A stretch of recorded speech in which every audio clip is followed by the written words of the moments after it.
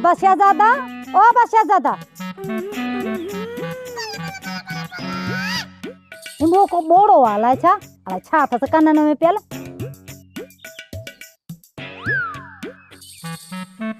शहजादा, ओ अबा शहजादा।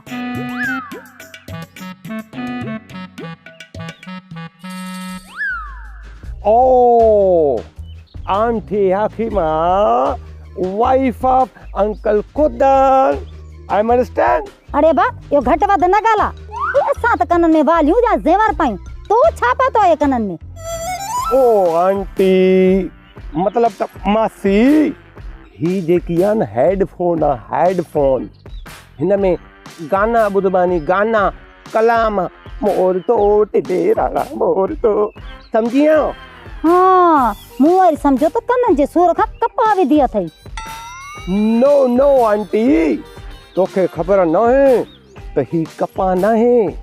I like English मन अंग्रेजी। अरे अब्बा कपड़ा त फजीलत वारा पा इन सोड़न कपड़न में सा नथो मुझे। ओ आंटी ही फैशन आहे अंग्रेजन जो।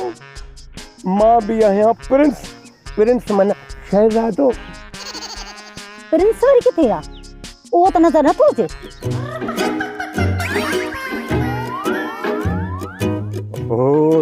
ओ मासी यो प्रिंस नालो मूंसां टच आ मूंसां गॾु आ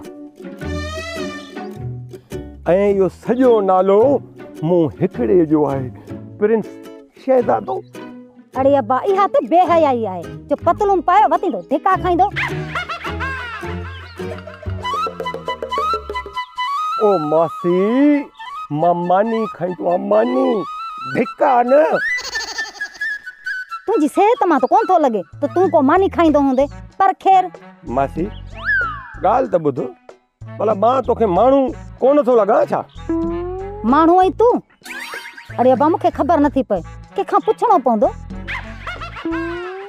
मां हर भर तोखे छो चवां तू को कुत्तो बिलो थो लगी माण्हू नथो लगी।